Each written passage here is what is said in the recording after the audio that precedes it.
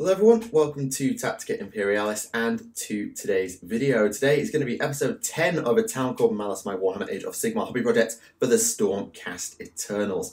We made it to 10 episodes. I wasn't quite sure if we were going to pull that one off because I didn't know how much time I was going to have with hobby and work and uni to get it all done. But we've made it to 10 and hopefully we've got a few more parts to go before we wrap the series up and move on to our next project. I'll talk a little bit about the plan for the series going forward in a minute, but let's go through the plan for today. Today we have two new units to show off, a full unit and a hero. And I've picked them specially because I think they're slightly cooler models, or perhaps more unique, I suppose, in some ways. And if you join me on stream or remember back to battle reports, you might know what these are. But I wanted to show them off for this episode. And then in the next episode, we're going to have another two units. And then the episode after, hopefully, we're going to have another two. At that point, I'm not sure.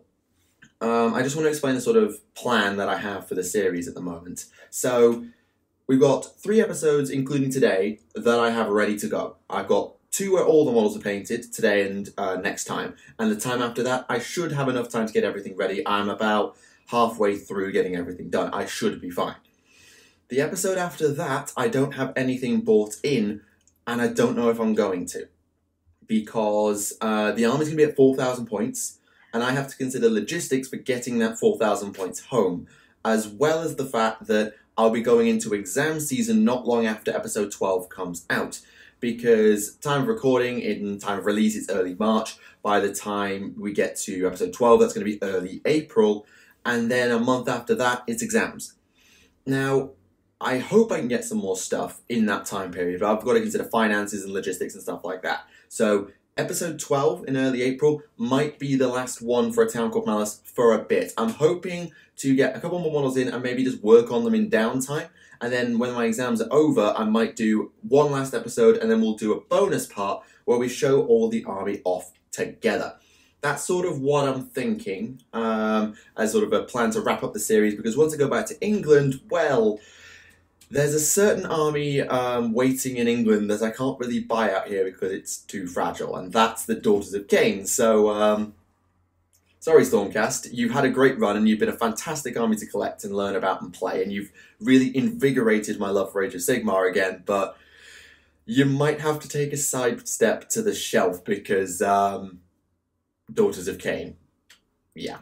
I don't think anybody would be surprised by that, but there you go. So there's a little look into the future. We've got 2 more parts after today, plus maybe 1 or 2 more over a slightly longer time period. And then we'll have an Elfin Adventure Season 2 starting in September, where we dive full on into the Daughters of Cain. But that's all for the future. For now, let's get into the unit first, and then we'll get on to the hero for this episode. Let me know what you think of the models and everything else in the comments below. And if you're interested, make sure to tune in tomorrow for the French version of this episode, which I always enjoy making, and I hope you do too. So, without further ado, let's get started. This is episode 10 for A Town Called Mallus. Let's go.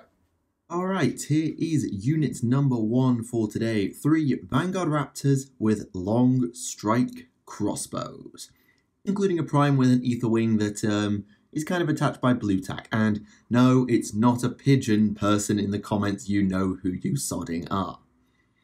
So, I made reference when I got my Vanguard Hunters, no, not Vanguard Hunters, Vanguard Raptors with Hurricane crossbows, that I had a logical reason to take them. I wanted, in my own words, DPS in the army. I needed a lot of shots that could just chew through infantry at high speed. However, that leaves a hole, and it's a hole that I've had for a very long time, and that is, how do you deal with big stuff? And it's been something that my army has always historically struggled with. The only units that can really hit that hard are Concussors, the Lord of Keylor, and that's about it, really. I don't have a lot of high damage per attack units. I just have a lot of units with a lot of attacks.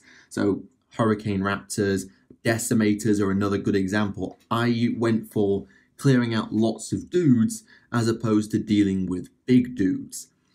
However, I don't think that's necessarily the right thing. Horde armies are a thing, yes, but heroes are critical in Age of Sigmar, and getting rid of them is always going to be a priority. As a result, well, I needed these guys. Now I got these guys as part of my Blight War box, and the other ones came from the Vanguard Brotherhood, so I was always going to have one of each, but let's go through the paint scheme, because there's a couple of little things I can talk about here. The first thing you might notice is that they are painted with some blue. I don't think there's actually been cause for me to show you a model painted with blue yet. So let me remind you, with Stormcast Heraldry, each retinue, which is the sort of fancy name for a unit, has to have a slightly different heraldry, just to denote who they are, just like keep each unit separate, sort of like squad markings, if you will. And for Stormcast, these take the form of either the tabard or the belt buckle, as in the trim on the tabard or the belt buckle. Now, as you probably know from most of my models, the tabards are red and the buckles are gold. That is the general situation for much of the army. And you've seen that many times. However, if I wanted to have a second unit from the same chamber, a second retinue, I would have to change something. And because these guys are obviously a different unit to my other Bangor Raptors, they're a new retinue in the same chamber / conclave. I think it's the...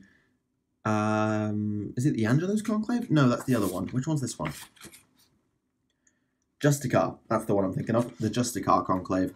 That's these guys. So I painted their tabards to be blue. I've kept the golden buckles and gone with blue tabards instead.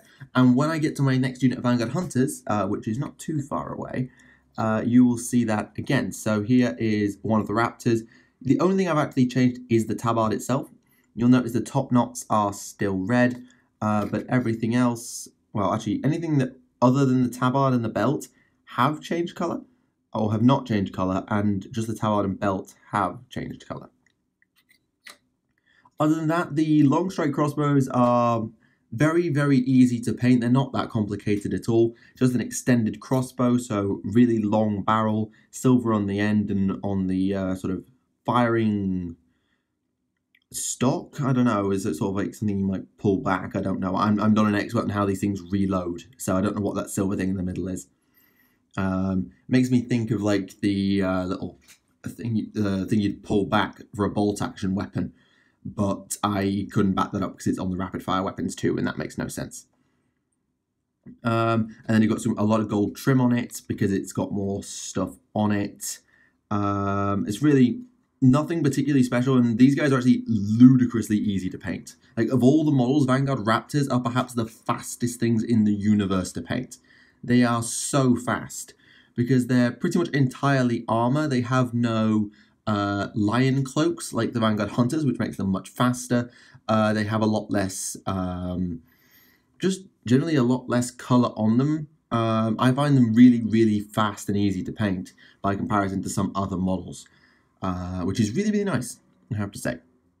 As for the Ether Wing, which is currently sat just perched on my Raptor Prime's crossbow, the reason I built it this way is because I wanted consistency in base size. I know that's really nitpicky, but you have to have the two regular dudes with their crossbows on the stands like this. Your Prime then can have a crossbow in one hand where he's sort of holding it casually with an Ether Wing on his arm. And you can do that, and that's what this model is for. But I wanted all of my models to have this oval base, but if I put the one with the resting crossbow and the Ether Wing on his arm on an oval base, it would look a bit dumb. So I improvised and I put the Ether Wing on the stock of the rifle, just to do something, well, crossbow, not rifle. You know what I mean. It's painted in Stegodon scale green with a skink blue dry brush, red for the feathers. Not particularly much detail. I can just pull it off and I can just get it a little bit closer. And I've done a little bit to the other Ether Wings. They're still on their frames, obviously, because if I take them off their frames, then they'll just never get home and I can't build them at this point. But I've painted a lot of the bodies and wings of the Ether Wings, just so as I've got them started, and then I can just put them together whenever I get a chance. Come on. Right, you can just sit there, I'll fix you later. Now, let's talk rules. So, as I discussed when I actually talked about the Hurricane Raptors, these guys have a long strike crossbow, which is 24-inch range, a single attack, hitting on 2s, wounding on 3s with 2 rend and 2 damage. that is a very good weapon, assuming you don't roll a bunch of ones like I do. So, more than likely this unit will be hitting with all of its attacks, wounding with 2 of them, and that's 4 guys dead or 4 wounds plinked off. Or at the very least, probably 2 wounds plinked off most things, because 2 rend is not to be sniffed at. The Raptor Prime will also gain 2 additional melee attacks, so the unit puts out 5 melee attacks at 4s to hit, 3s to wound, no rend, damage 1, as opposed to just 3. But their main trick is the long shot ability. If they do not move, then they add 6 inches to their range, so they become a 30-inch range weapon, and in Age of Sigmar, that's a very long way. That's really good for picking off targets even on turn 1. They also have a headshot rule, which means that if you roll a 6 to hit, well, you get a headshot, and that's just 2 mortal wounds. You don't roll to wound, you don't do rend and stuff, you just do 2 mortal wounds instead. That is very, very powerful and very, very useful.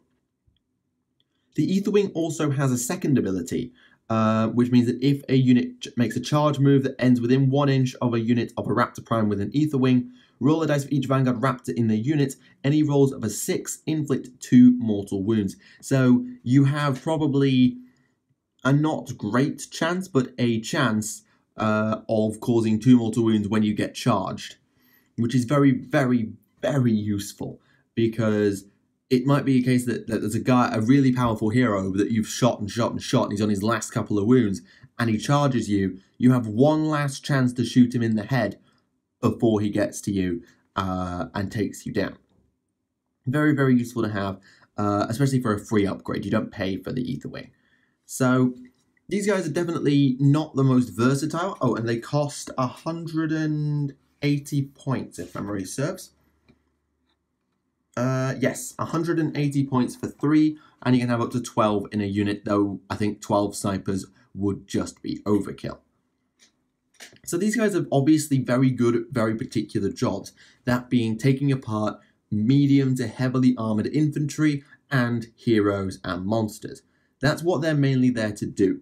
You don't need to be using them on hordes of basic infantry, because that rend and the high damage output of those shots, while it's nice because wounds spill over in Age of Sigmar, it is kind of wasted. It is ever so slightly kind of wasted. It's better off against larger targets where you can be plinking off 2, 4, maybe even if you're lucky 6 wounds in a single round, and you can easily be taking monsters out quite quickly. The one thing you will notice is if your hit rolls or wound rolls let you down, you'll really feel it. So that's something to consider. Are there any particularly good ways to buff them?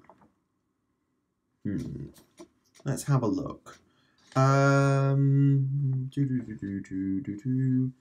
there any units that give out buffs to hit rolls or wound rolls? Generally, no, there isn't. That's something that you don't generally have, which is boosts. You don't often have them. I'm just quickly looking through my battle terms to see if there's anything in particular that would work. No. No. No.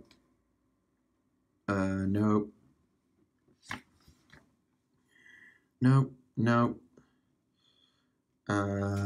No, there's genuinely nothing that will help you with your hit rolls and wound rolls and such, unless you have particular, maybe might be an icon or a prayer that you can use. But generally, you'll just be relying on the rolls you've got, and while they're great, if they let you down, you'll really, really, really feel it. And so you might want to consider these guys as ideal allies to armies that don't have high single shot damage output, but do have buffs. So an army that's maybe very high on magic output, but struggles. Well, actually, no, magic output wouldn't work. Maybe there's got a lot of like little buffs, like rerolls to hit, but their units are generally quite garbage. Well, good. Now you've got a unit that can do a heck of a lot of damage in a single go, and you can protect against it. The other thing to consider actually with these guys is the Aetherwings themselves. So if you take a unit of Aetherwings, if your Vanguard Raptors, let's see, let me have a look. At the beginning of your opponent's charge phase, any friendly unit of Aetherwings within 12 inches of a friendly unit of Vanguard Raptors can move 2d6. that can be used to retreat but not run, and cannot take them further than 12 inches from the Vanguard Raptors. You can use your Ether Wings to screen them, so they're less likely to get charged. That's something that is nice to have. It's not huge, but it is a nice to have. So that is the Vanguard Raptors, a nice, powerful unit that I think was just necessary in the army for giving me proper long-ranged hero damage, and also abilities to deal with heavier infantry where a lot of shot is just not going to get through their armor at all. So that's them. Now we get to move on to the hero, and it is someone a little bit special. It's certainly one of my favourite models to work on during this project. And so we arrive at unit number 2, a Lord of Kilo. Yeah, I got a Lord of Kilo in the Vanguard Brotherhood box set, and whilst I wasn't planning to do anything with it, I had some really funky ideas, and I really wanted to put them into practice. So 2 live streams later, I had myself a Lord of Kilo. And this guy is obviously converted. I'll just do a quick little pan around so you can see all the details. So there's conversion number 1, there's conversion number 2. Well, that's really just a head swap as a kit bash, really. And there's conversion number 3. So there's 3 conversions. There's a double arm swap and a head swap to make this guy happen. Say hello to Narcisio Wildwalker, named slightly thanks to the stream. We did a lot of straw polling to get it to work. But this is Narcisio Wildwalker, the second Lord Akilo to join the army, and I wanted him to look vastly different to Justinian Bloodbreaker and the other Vanguard Paladors that I have in my army to this point. As a result, his Griff Charger is red, and he is rather heavily converted. If you go back to episode 1 and look at Justinian Bloodbreaker, and you go to previous parts to look at the Vanguard Paladors, you'll notice that all of my Griff Charges are roughly the same colour. They're blue or a variation on blue. So dark blue, light blue, bluey green, they're all bluish. So I wanted Narcisio's Griff Charger to be completely different, hence the red. So it's a Mephiston red base coat, washed down, and then I think it's a dry brush, no, not Mephiston red, corn red base coat, sorry, then washed down, dry brush with Mephiston red to get all the details on. I might have done some more with corn red before that, but that was the basic premise. The armour is obviously kept exactly the same. It's still a Sons of Mallus Lord of Kilo after all. So black armour, gold trim, purple shoulder pad. There's a top-down view for you. Camera, please. There's sort of a top-down view. I did a lot more of the highlighting with Auric Armour Gold as opposed to with Sigmarite. And oh my goodness me, the brightness. Oh, the brightness is terrible. How do I turn the brightness down? Okay, I've got some really high brightness at the moment. I don't like it. Sorry about that. There we go. Okay, I've turned the brightness. I think I've got the brightness looking a little bit better, although that might have just changed the blooming focus. Yeah, sorry about that. Just technology is fun. So let's actually talk about the fun stuff with this guy, that being the conversions. So the head, it was the simplest of all. That is simply the Lord Celestant head from the Dracothian card kit. You can make a Lord Celestant on Dracoth out of that kit. I didn't, I used Magnet's Hammerhand, but the components in there allow you to make a Lord Celestant, and that is the head that it gives you. It's very different, obviously, to a Lord of Kilo head because it's got a proper plume as opposed to like a top knot, which is what's more typical for Vanguard stuff. And it works really well. There's only certain angles it will give you, but that one worked really nicely and I like it. The second, perhaps more obvious, is the fact he's wielding a lance. Yeah, he's a lancer. I know this is not a legal weapon option. This is probably my only... This is my big gripe with Age of Sigmar. Your heroes are far harder to customize in terms of weapon options. Particularly in Stormcast, the only models that you can customize for weapon options are the Extremis Chamber heroes. So, Lord Celestant on Dracoth, Lord Celestant on Stardrake, Drakesworn Templar. I think that's actually it. No one else can have alternate weapons. And the Lord of Kilo having alternate weapons would be lovely. So what I've done is I've taken the Stormstrike Glaive, again from the Dracothian Guard kit, and after a little bit of surgery, chopping off the sword at the elbow, I attached the lance and the arm from the Dracothian Guard kit to make this into a lance.